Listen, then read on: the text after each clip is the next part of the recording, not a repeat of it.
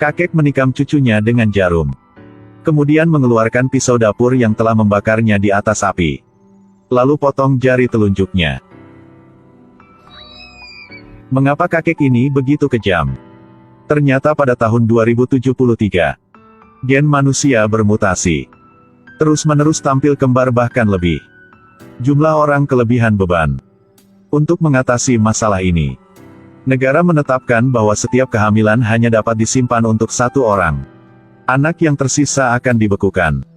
Tunggu beberapa ratus tahun setelah menyelesaikan masalah demografis, baru bisa keluar.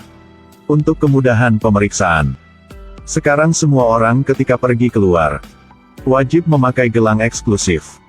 Baik itu pergi ke sekolah atau pergi bekerja. Diperlukan untuk memindai kode verifikasi ID. Gadis tadi dan saudara perempuan lainnya adalah kembar 7. Mereka lahir di klinik swasta. Kakek tidak mau meninggalkan cucu-cucunya. Jadi dia menyuap dokter. Diam-diam membesarkan mereka di rumah. Untuk menanggapi pemeriksaan tak terduga, kakek membangun markas rahasia di kamar. Dia mengubah tempat tidur mereka menjadi rak buku. Dapat disembunyikan kapan saja. Biasanya juga latihan tanpa henti. Mereka adalah 7 orang yang persis sama.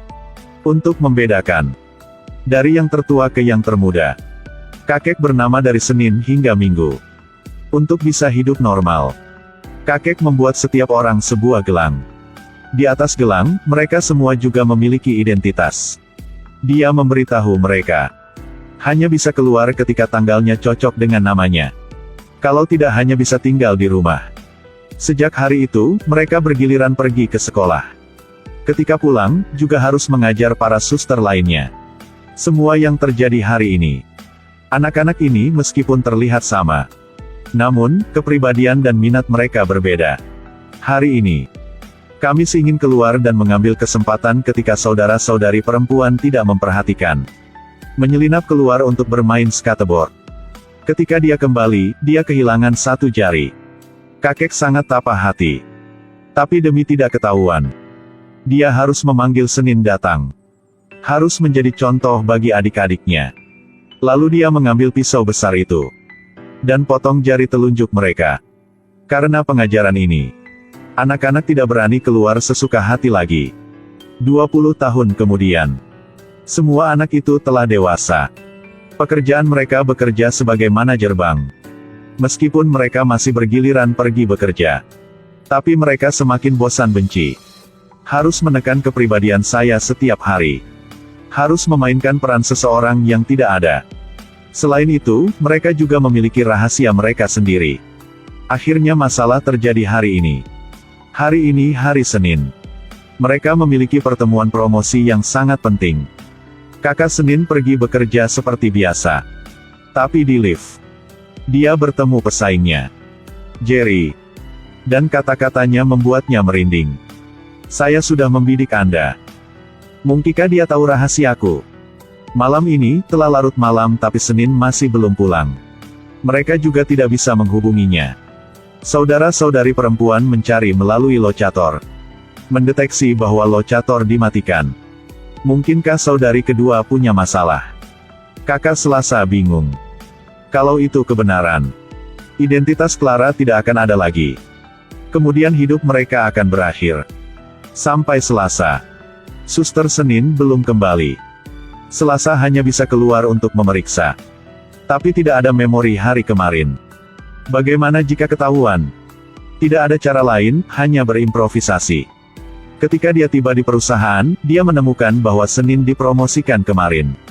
Menghadapi pertanyaan rekan kerja, dia bilang dia belum terbiasa. Dia pergi ke bar favorit Senin. Menemukan kemarin bahwa dia dan Jerry berdebat di sini. Sepertinya Senin yang hilang ada hubungannya dengan orang ini. Bersiap untuk menemukan Jerry. Tapi sekarang hal yang paling mereka takuti telah terjadi. Kakek bilang Selasa hanya bisa keluar hari Selasa. Karena ada 6 saudara-saudari perempuan yang identik. Mereka menggunakan identitas yang sama. Setiap hari mereka harus bergiliran pergi bekerja. Lalu berbagi kenangan satu sama lain. Mereka tidak boleh membuat kesalahan. Karena kalau diketahui bahwa mereka adalah kembar 7, mereka pasti akan dibunuh. Tapi hari ini hal yang paling mereka takuti terjadi. Kakak Senin telah menghilang secara misterius.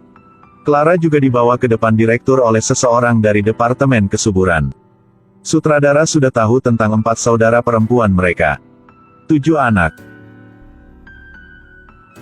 Apakah Anda tahu berapa banyak makanan dan air yang Anda ambil dari mulut orang lain?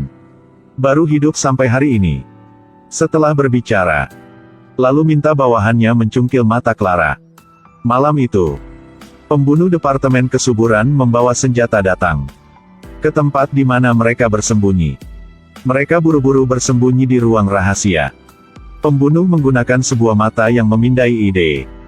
Pintu terbuka. Selanjutnya mereka pergi ke dinding yang ada ruang rahasia. Sepertinya sudah tahu sebelumnya. Dia mematikan sakelar di ruang rahasia di rak buku. Semua orang ditemukan. Saat ini, kakak yang menyukai olahraga aksi. Gunakan sepukul-pukulan untuk menjatuhkan si pembunuh. Mereka tertarik padanya.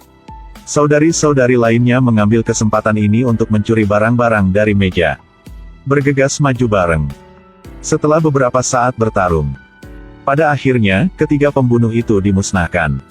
Tapi sayangnya Minggu terkena peluru dan meninggal. Untuk mencari tahu siapa yang menyakiti mereka, Suster Rabu sendiri pergi mencari petunjuk. Sebelum keluar dia membawa kamera. Untuk semua orang mendiskusikan rencananya. Dia langsung pergi mencari Jerry. Tapi hal yang mengejutkan orang lain. Rahasia Jerry. Dia tidak tahu mereka lahir kembar 7. Itu adalah kakak yang menyembunyikan mereka. Diam-diam dengan uang untuk menyuap kepala Departemen Kesuburan. Hasil ini mengejutkan mereka. Apakah karena saudari Senin telah menyakiti mereka? Ketika bertanya, tadi sangka, Jerry tiba-tiba tertembak. Ternyata si pembunuh sedang mengejar datang. Rabu bersembunyi di toilet menjatuhkan 1 orang. Kemudian lari seperti yang diarahkan oleh para susternya. Masalahnya di sisi Kak Rabu belum menyelesaikannya. Ada suara ketukan di pintu lagi. Kamis dan Jumat pergi bersembunyi dulu. Saudara Sabtu membuka pintu untuk melihat. Itu penyidik dari Departemen Kesuburan. Awalnya, dia pikir dia akan ditangkap.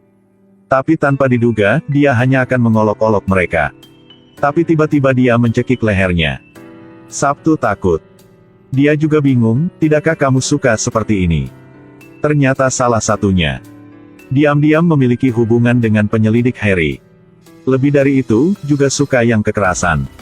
Untuk dengan mudah menghancurkan Harry. Harus mencari tahu siapa yang menjalin hubungan dengannya. Sabtu pulang bareng dia. Ambil kesempatan ketika mereka pergi. Para suster dengan cepat kembali untuk membantu Rabu. Sangat cepat Rabu telah bersembunyi teras. Tapi saat dia melompat di tengah udara, staf Departemen Kesuburan muncul di gedung lain. Dan mengeluarkan pistol dan menembaknya sampai mati. Menyaksikan Rabu dibunuh dengan matanya sendiri. 2 adik ini sangat ketakutan. Sabtu di sini menggunakan kecantikan. Diam-diam terhubung ke gelang Harry. Jumat adalah peretas yang sangat kuat di rumah. Gadis itu mengambil kesempatan untuk menyusup ke pengawasan internal Departemen Kesuburan. Menemukan bahwa ada seseorang yang terkunci di sana. Sepertinya ini Senin. Sabtu juga diselidiki. Orang yang berkencan dengan Harry adalah dia. Tapi belum selesai berbicara. Di belakang Sabtu muncul si pembunuh. Sayang, mereka masih belum sempat bersedih. Peluru asap juga dilemparkan ke dalam rumah. Staf Departemen Kesuburan datang lagi. Mereka berdua tidak punya pilihan selain melarikan diri. Tapi baru setengah jalan, Jumat tiba-tiba menarik tangga dan kembali. Dia mengambil beberapa semprotan dan memasukkannya ke dalam microwave. Prasetel waktu. Kemudian tarik keluar saluran ventilasi. Lalu kirim semua dokumen ke dalam gelang Kamis. Di dalamnya ada semua kenangan 7 saudara perempuan yang hidup bersama. Setelah melakukan ini, waktu ledakan juga telah tiba. Dia dan para pembunuh mendapatkan kotak makan siang bersama. Kak Kamis benar-benar patah hati. Dia menemukan Harry untuk membalas dendam. Gadis itu mengira dia menyakiti saudara perempuannya. Tapi dia tidak tahu bahwa mereka adalah saudara perempuan kembar 7. Saat ini Harry baru tahu. Pacarnya Senin Sekarang dia masih terkunci di departemen kesuburan. Jadi mereka berdua memutuskan untuk bekerja sama untuk menyelamatkan Senin. Dia berpura-pura membawanya ke ruang pembekuan departemen kesuburan. Tapi adegan di depan matanya membuatnya tercengang. Seorang wanita menusukkan jarum ke tangan anak itu. Dia akan dibekukan. Tapi di dalam tabung memuntahkan bunga api yang besar. Kamis tercengeng. Ternyata ini adalah rencana hibernasi dari Departemen Reproduksi. Ini adalah penipuan. Dia memfilmkan semua bukti. Kemudian menendang karyawan itu ke dalam insinerator. Langsung terbakar. Harry di luar juga selesai berurusan dengan dua penjaga keamanan. Mereka pergi ke ruangan tempat yang Senin dikunci. Menemukan bahwa ini bukan Senin. Ini Selasa dengan mata dicungkil. Dia baru mengatakan yang sebenarnya kepada mereka sekarang.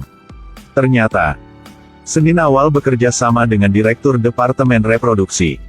Dia menggunakan dana publik untuk mendukung Direktur pemilihan. Direktur akan membantunya membekukan saudara-saudaranya yang lain.